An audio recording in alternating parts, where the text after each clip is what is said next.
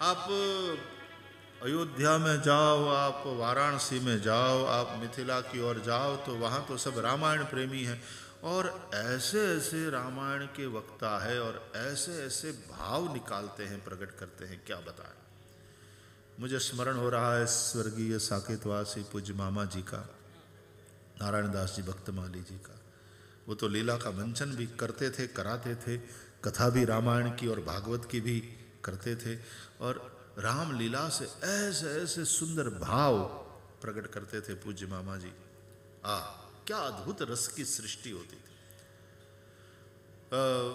मार्गशीर्ष शुक्ल पक्ष पंचमी तिथि ये राम जी के विवाह की तिथि है, तो आज भी उत्सव मनता है वहाँ बक्सर में, मामा जी के आश्रम में।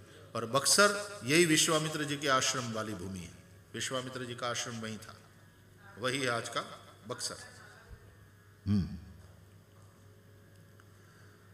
तो वहाँ आज भी वो इन दिनों में उत्सव होता है। मुझे भी एक दो बार वहाँ जाकर कथा सेवा का लाभ मिला उत्सव के दिनों में ही।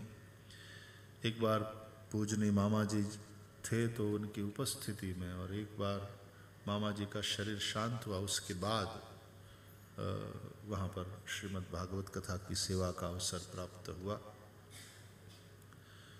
पूज्य बापू भी समय समय पर वहाँ जाते रहते हैं। मुझे जब ये मिला मौका तो, और पूज्य मामा जी ने सांदीपनी में आकर के वो जैसे भांजा कोई लाड करता है ना और रट ले लेता है कि नहीं वो वाली लीला का यहाँ सांदीपनी में दर्शन कराओ, तो मामा जी कहते हैं अरे भाई जी भांजे राजा मुश्किल काम है इतना सब वहाँ से लाकर। लेकिन हमने कहा नहीं वो जो भी करिए आप, लेकिन वहाँ वो मैं यहाँ जो लीला का दर्शन कर रहा हूँ मुझे सांदीपनी में सबको कराना है इस लीला का दर्शन। तो पूरा ट्रक लोड होकर के वहाँ से सामान आया लीला का। पूरा तो नहीं होगा, बोले जितना हो सके चलो भांजे राजा करते हैं अपने। और मामा जी ने वहाँ एक नवरात्रि में कथा नहीं, राम वाह जय हो, बोलिए पूज्य मामा जी महाराज की जय। ऐसे महापुरुष, ऐसे संत, और हाथ में वो डंडा लेकर चलते थे और कभी कभी वो डंडा लेकर ऐसा ठमका लगाते। मामा जी इतना बढ़िया वाला नाचते, कभी कभी कथा में भी आते और कथा सुनाते और हम कहते मामा जी एक ठमका लगाइए, और फिर मामा जी उठ कर आहा क्या उस महापुरुष का प्रेम।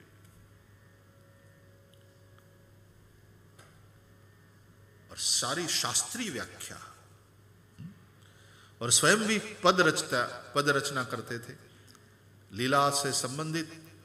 उस लीला में पूज्य मामा जी के द्वारा रचित पदों को बहुत गाया जाता है।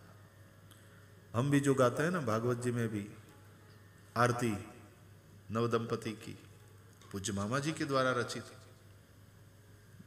बड़ी सुंदर आरती।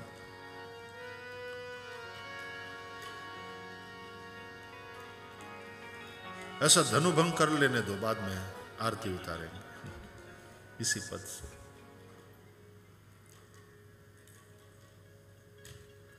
भारत ऐसे संतों से धन्य है, ऐसे महापुरुषों से भारत धन्य है। पूज्य गोपालाचार्य जी की भी याद आ रही है, उनका शरीर भी नहीं रहा। वो भी बिना संगीत वंगीत के कथा करते थे रामायण की, लेकिन क्या वर्णन करते साहब। आपके आप जैसे फिल्म देख रहे हो। मुझे आज भी याद है कि हनुमान जी वो खिलाने ले गए लवकुश को, तो किस तरह से उन्होंने पूंछ से पूरा विमान बनाया, क्या वर्णन किया था, अद्भुत अद्भुत। ये एक जगत है, एक भाव सृष्टि है, सत्संग की एक दुनिया है, कथा की एक दुनिया है, धर्म क्षेत्र की एक दुनिया है। और वहां से प्रेरणा लेकर जिस प्रकार सात्विकता से युक्त जीवन जीते हैं लोग, इन संतों का बड़ा उपकार है भारतवर्ष पर। संत न होत संसार में तो जली जात ब्रह्मांड। आज भी अनेक संत कथाकार महानुभाव, और जो कथाकार नहीं है वे संत जो हिमालय की गुहाओं में रहते हैं, भजन करते हैं, या तो अपने अपने आश्रमों में रहकर भजन भी करते हैं, सेवा में लगे हैं। एक एक संत महानुभाव का सत्कार्य भारतवर्ष को भारतवर्ष बनाए हुए हैं।